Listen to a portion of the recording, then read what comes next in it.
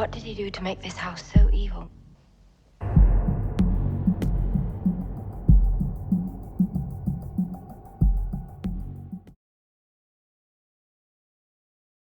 We were once told that Ghost Adventures was the result of Zach Bagans' insatiable hunt to find proof of the paranormal. After experiencing haunting encounters with an elderly female ghost, Zach Bagans became obsessed with gathering proof that a hidden realm beyond our understanding exists. Each episode of the series is constructed of 4 phases: interviews, location sweep, lockdown investigation, and debrief. In the interview phase, Zach can be observed canvassing nearby homes and businesses for human testimony related to each haunted location. Residents and historians alike provide intriguing knowledge about the locations and their provocative lore. On occasion, self-reporting psychics join Zach and the crew during their location sweep to guide them toward more paranormally active areas of the building or property. The investigation phase is marked by a nocturnal lockdown of the crew inside the haunted location, where they spend the night provoking entities to interact with objects and ghost detection equipment. The Static X cameras are placed in the most active areas of the location, and the footage is closely reviewed later during the debrief phase. The debrief phase closes with an examination of the overall footage and findings, followed by a discussion about whether the location is truly haunted. After many seasons, the once seemingly cohesive team began to show fractures as Zach brazenly asserts his dominance over Nick. The shift was marked by a slow onset that ramped up until it came to a head, leaving viewers wondering what happened to Nick Groff. Throughout season 1, interactions between Nick and Zach are civil as they often come together to investigate strange noises and activity. By the time we get to season 12, the instances of Zach displaying animosity toward Nick become frequent and apparent. You can pick any random episode and you're almost guaranteed to find an example of this. I'm not going to include clips because I don't want to get copyright struck. Some examples that I took in my notes when rewatching were instances where Zach wouldn't let Nick finish saying something that seemed important, and he would further be very dismissive of the things that Nick has to contribute to the investigations.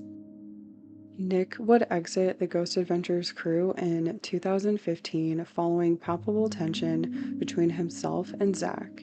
In 2020, Nick would appear in a segment of Dead Air Resurrected on YouTube, providing definitive answers regarding his split from Ghost Adventures. The link to this segment is provided in the description, and you can go ahead and skip to 18 minutes and 35 seconds, which is where the co-host Mike begins asking questions about Nick's departure from Ghost Adventures. In this segment, Nick is asked about the embellishment of evidence on the show playing a factor in his departure. And I noted that Nick did not answer the question directly, and who really knows why. He did state explicitly that he did not sign a non-disclosure agreement. If you've been watching every episode of SOS, then you're familiar with non-disclosure agreements. However, it is likely that falsifying evidence of the paranormal is in fact a trade secret in this industry. Trade secrets are protected by non-disclosure agreements in various industries. What do you make of this? Do you think it's possible that the fabrication or embellishment of paranormal evidence is common within the industry? And do you think it could be a trade secret Nick chose to protect anyway? In a 2023 interview, Nick Groff further discusses the working environment with Zach Bagans, explaining that the rumors about Zach's egotistical personality are true. He is quoted there saying, "It was an extremely hostile environment to work in."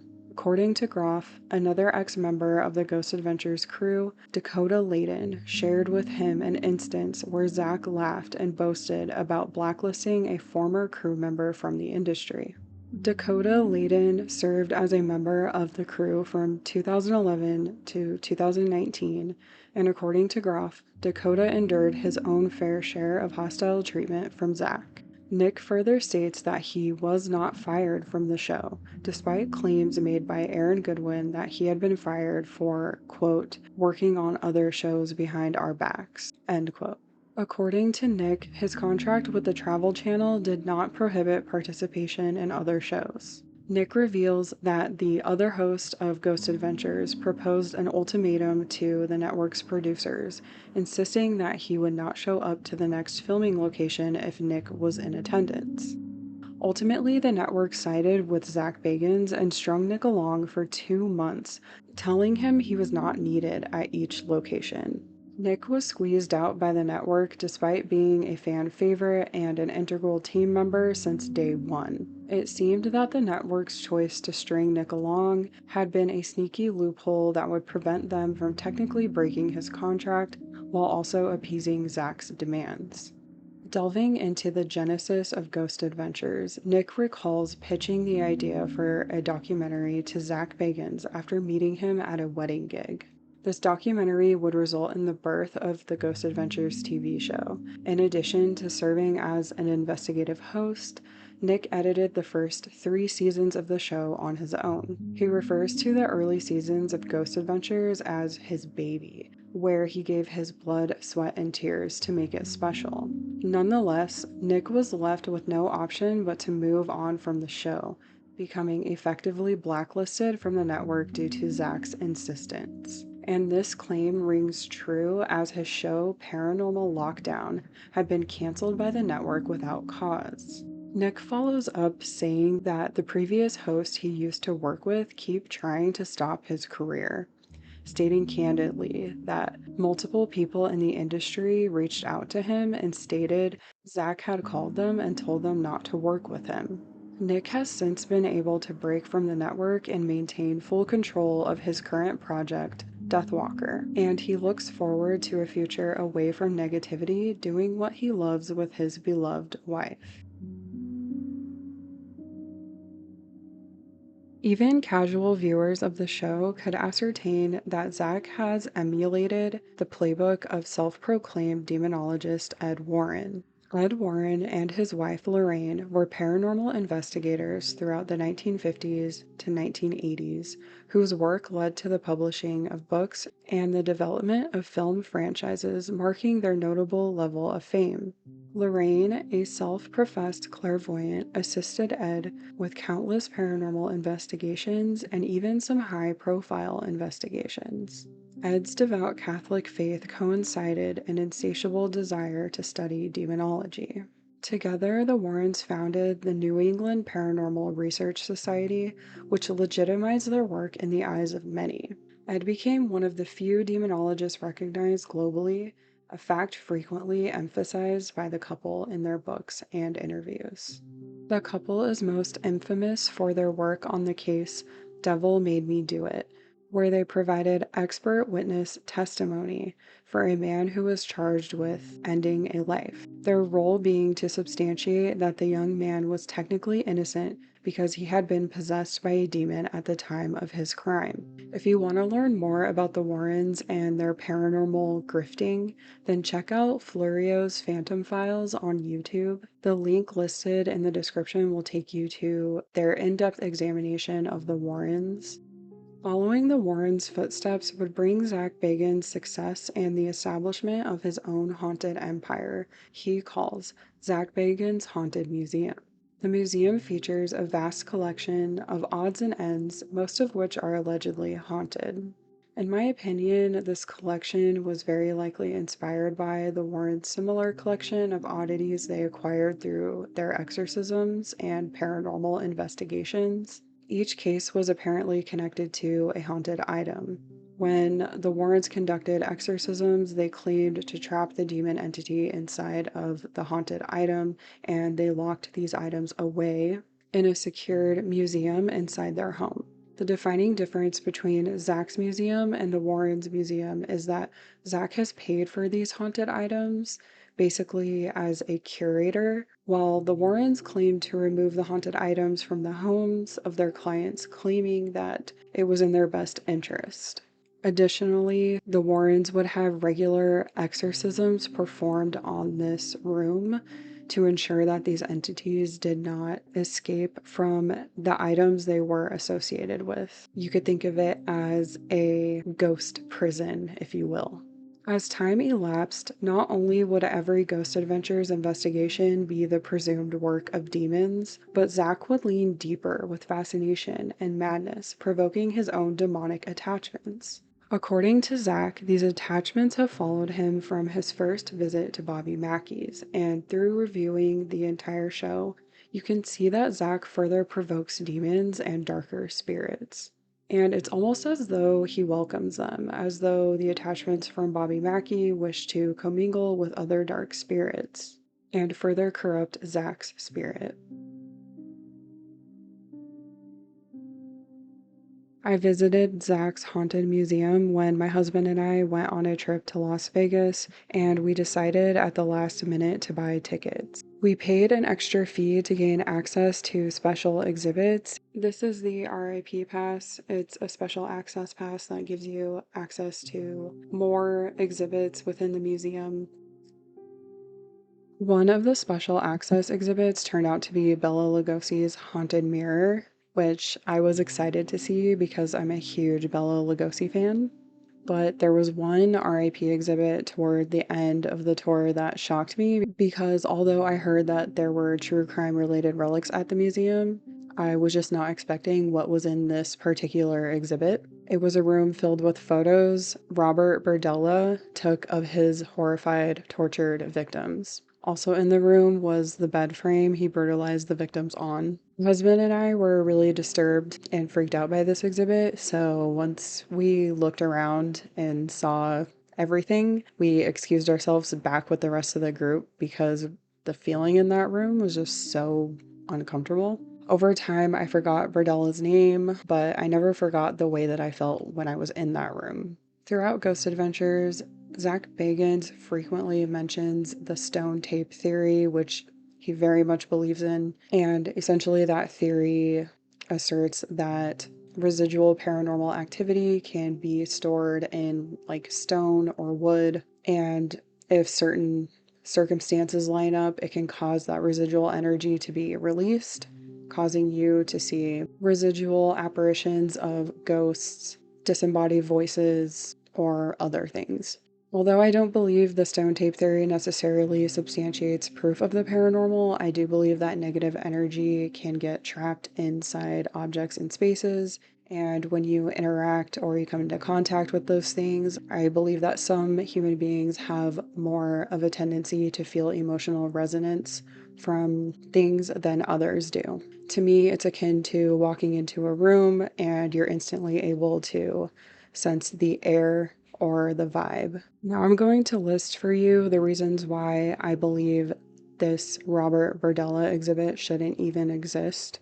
1, the bed frame is not haunted, nor has anyone ever claimed that it is. 2, though the bed frame is not even haunted, you could argue that it may exist reasonably among the other relics, and that's mostly if you loosely apply it to the stone tape theory. Thirdly, Zach decided to make this bed frame its own exhibit that can only be accessed if you pay an additional fee to get the access pass. And lastly, there is no reason that those photos should be in that museum, and I will die on that hill.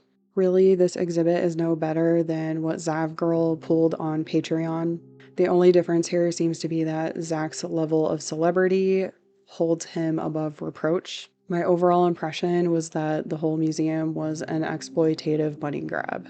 It may have once been a haunted museum, but it is now a horror museum. The same way that Zach stopped caring about regular ghost hauntings and began gravitating toward demonic possessions, I believe Zach has become obsessed with the darkest and most depraved human tendencies. He's a bit obsessed with serial chillers, in my opinion. And this rings true if you are a long-term viewer of the show. As with each season, Zach further embodies that of an incessant edgelord, constantly talking over the other crew members. His demeanor is overly serious and yet somehow tone deaf, and he talks down to the rest of the crew pretty frequently. I lost interest in the show because of his antics and his nasty attitude.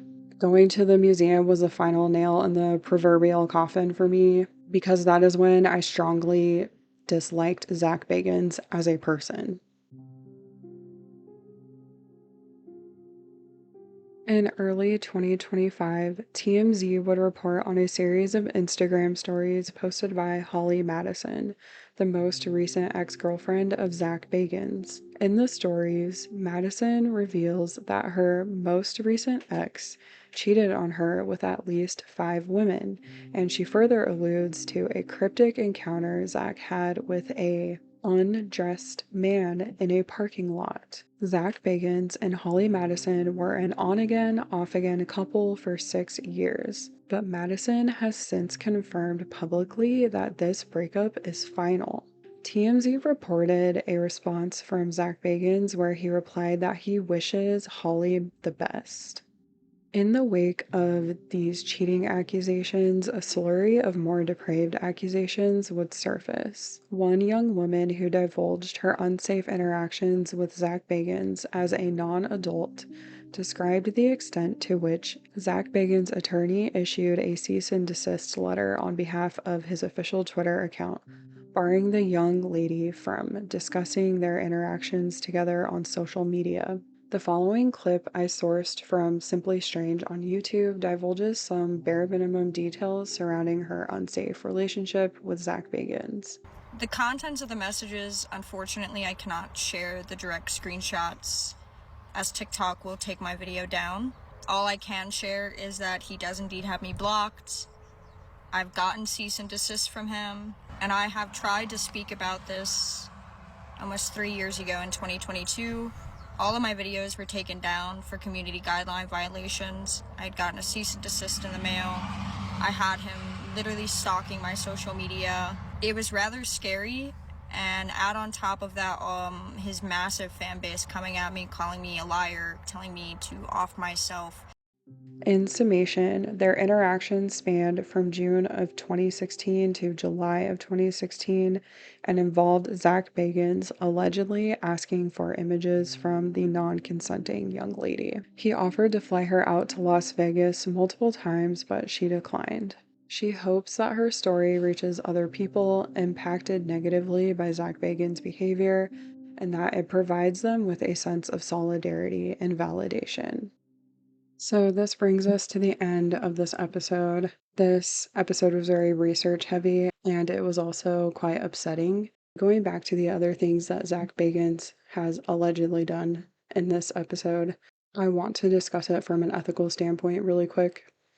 We talked about ethics in the very first episode of this season. What comes to mind here for me is Aristotle's ethics.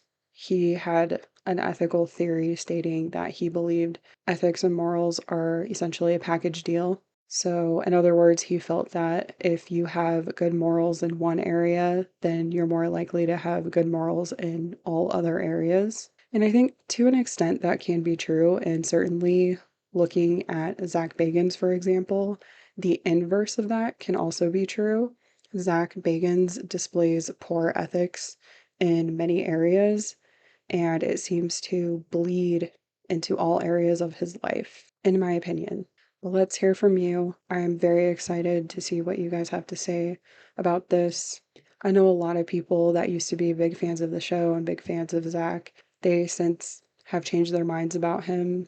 And anyway, here's to us displaying good ethics, us being moral and good people. Make good choices out there.